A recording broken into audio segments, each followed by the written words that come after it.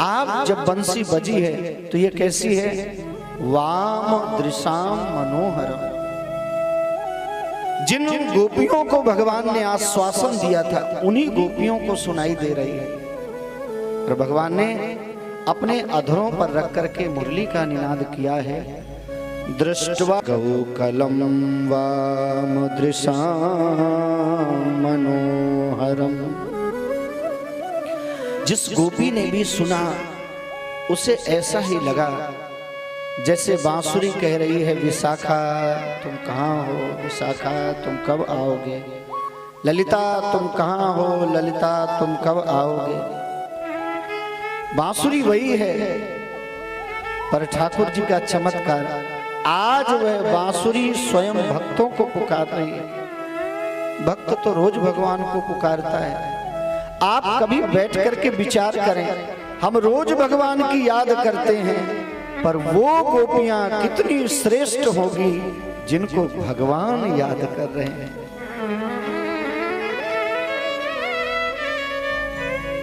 निसम्य गीतम तदनं गवर्धनम व्रज स्त्रियः कृष्ण गृहीत मानसा आजग्मुरन्योन्यमलक्षितोद्यमा सयत्र कांतो जवलोलकुंडला।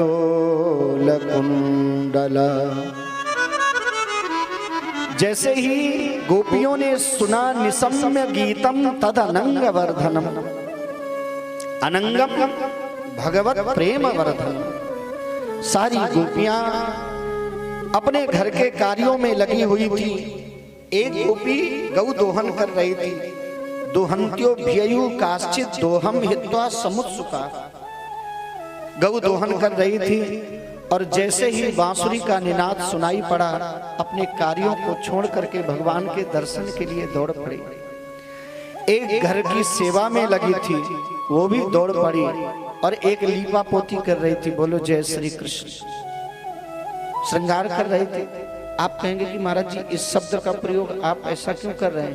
देखो हम नहीं कह रहे हैं, सुखदेव गुरुदेव कह रहे हैं। लिम्पन्त्यः प्रमिजन्त्योन्या अंचन्त्यः काश्चलोचने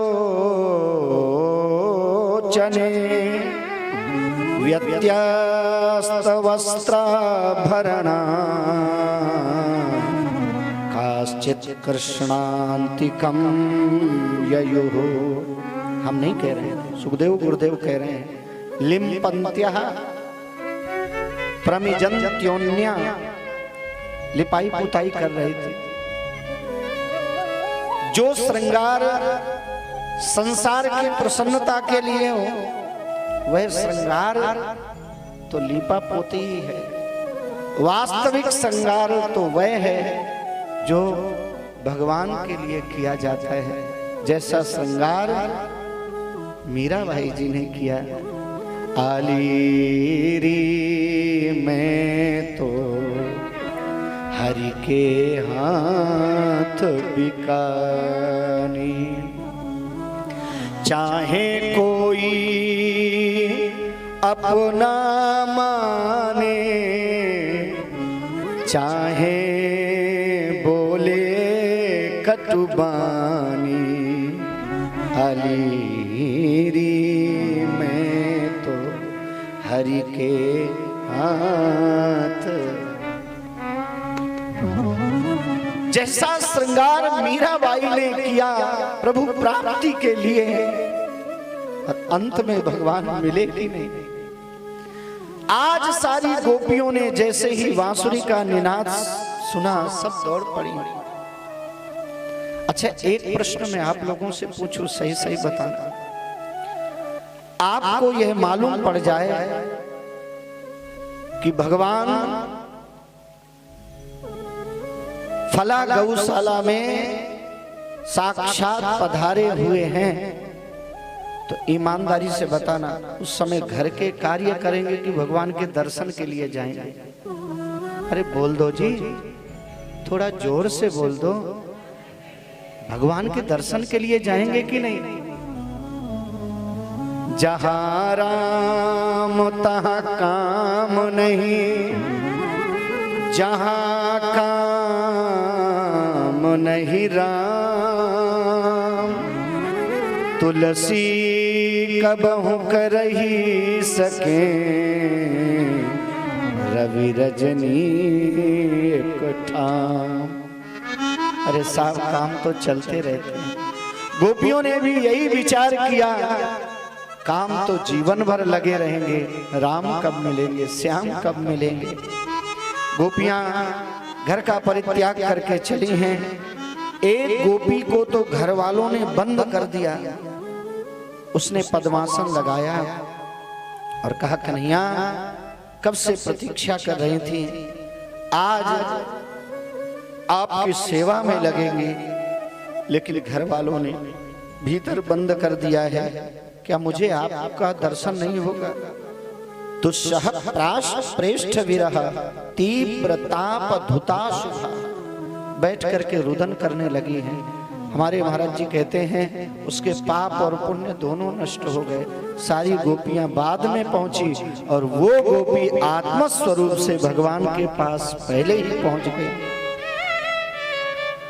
इस प्रसंग को सुनाने का भी प्राय क्या है? हमारे महाराज जी कहते हैं भगवान ये बताना चाहते हैं, सुखदेव भगवान ये बताना चाहते हैं, कोई भी गोपी इस लौकिक शरीर से नहीं गई, सारी गोपियां भगवान के दर्शन के लिए अलौकिक शरीर से गई। और जैसे ही गोपियां पहुंची, भगवान ने देखा सामने खड़े होकर के स्वागत करते हैं। धन्य है वो गोपियां जिसका स्वागत मेरे गोविंद कर रहे हैं। हाथ जोड़ करके भगवान कहते हैं, आओ आओ गोपियों, स्वागत है, स्वागत है। स्वागतम वो महाभागा प्रियम किम करवाणि वह, ब्रजस्यानामयं कश्चित् ब्रूतागमन कारणम। भगवान कहते हैं, आओ आओ गोपियों, स्वागत है, स्वागत है। सारी गोपियां आनंदित हो गईं, एक दूसरे को देखने लगी हैं। बहन, हमारा कन्हैया कितना दयालु है, हमारा कन्हैया कितना कृपालु है। आज गोविंद भक्तों का स्वागत स्वयं खड़े होकर के कर रहे हैं। भगवान ने उनकी ओर देख करके कहा, रजन्येषा घोर रूपा घोर सत्व निसेविता। हमें लगता है गोपियों, आप रात्रि देखने के लिए आई हैं। पूर्णिमा की पूर्ण रात्रि है, तो लगता है इसकी वास्तविक छवि को निहारने के लिए आई हैं। दृष्टम वनम कुसुमितम राकेश कररंजितम।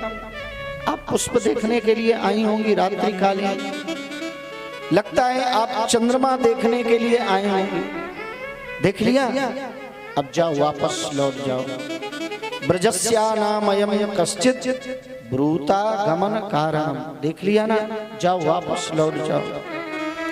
ठाकुर जी कहते हैं, कहो गोपियों, कैसे आना हुआ? अब सारी गोपियां दुखी हो जाती।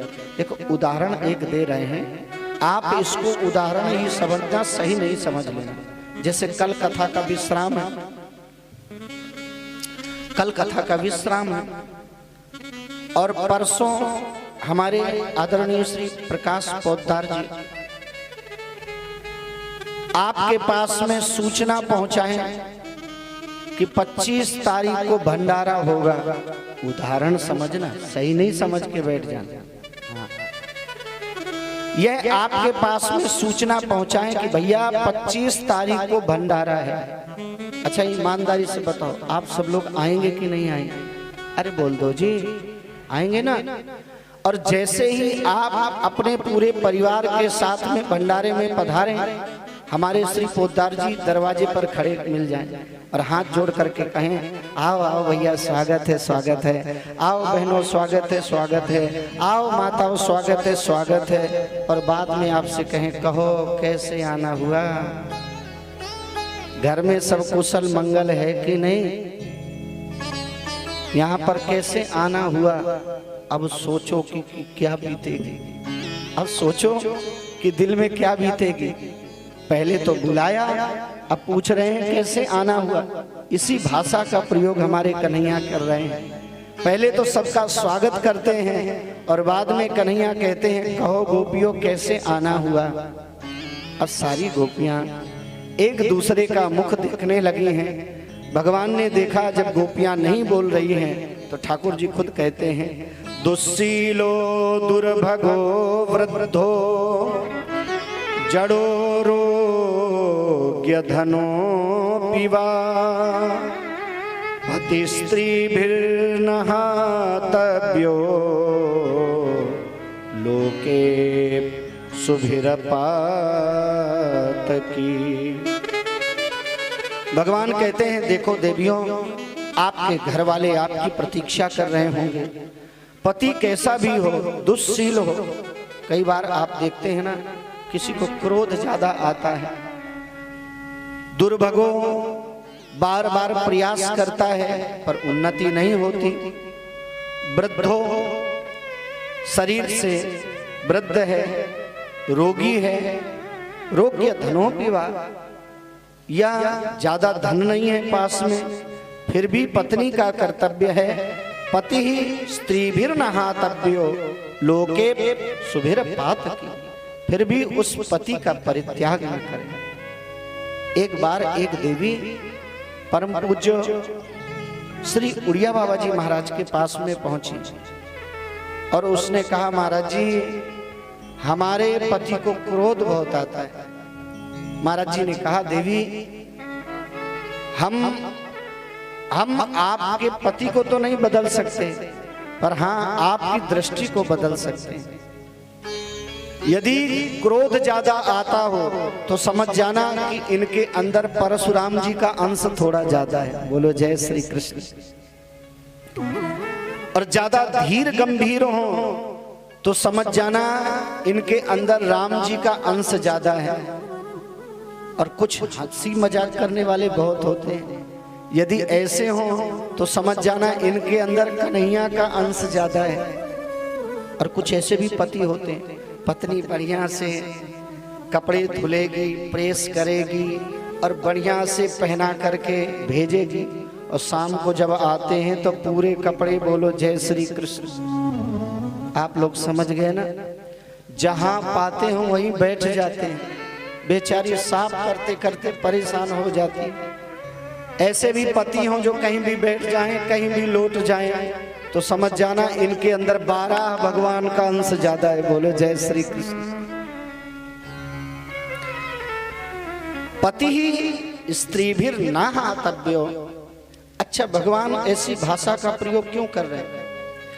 भगवान ये देखना चाहते हैं इनका मन अभी भी संसार में है कि इनका मन मुझ में। आप लोग बाजार जाते हैं, एक घड़ा खरीदने के लिए तो कितनी बार परीक्षण करके देखते हैं। बाबूजी 100 रुपए का घड़ा खरीदेंगे पर 100 बार कम से कम बजाएंगे। बोलो जय श्री कृष्ण।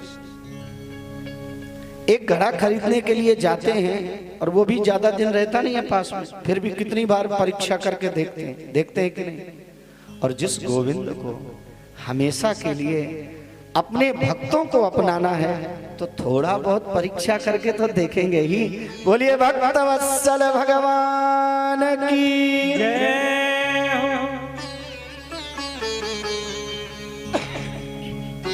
सारी गोपियां भगवान की इस वाक्यावली को सुन करके रोने लगी हैं।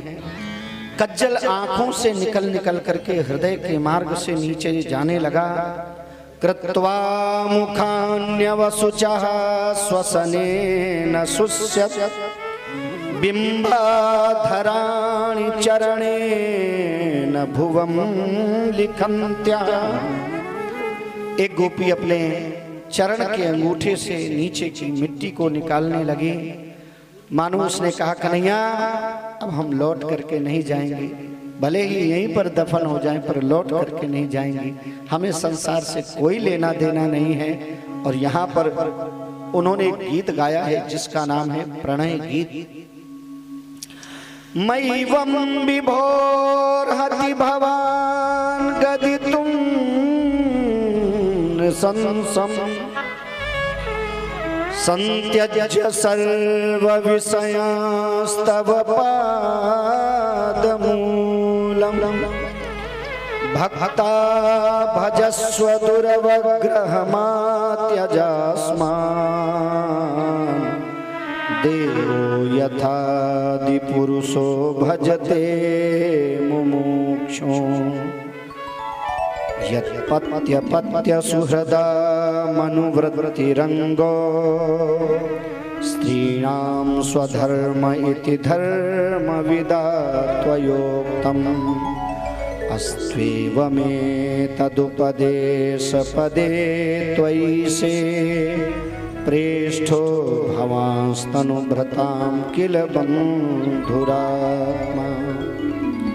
सारी गोपियां हाथ जोड़ करके कहती हैं, प्रभु आप घट घट में वास करने वाले हैं, आप सबके हृदय में निवास करने वाले हैं। आप इस प्रकार से निष्ठुरता भरे वचन मत बोलिए गोविंद, हम आपकी दासियां हैं, आपके चरणों में हमने संपूर्ण समर्पण किया है, आप हमें अपना लीजिए। और जैसे ही सारी गोपियां प्रार्थना करने लगी हैं, भगवान भाव समझ जाते हैं। भगवान ने सबको आश्वासन दिया है।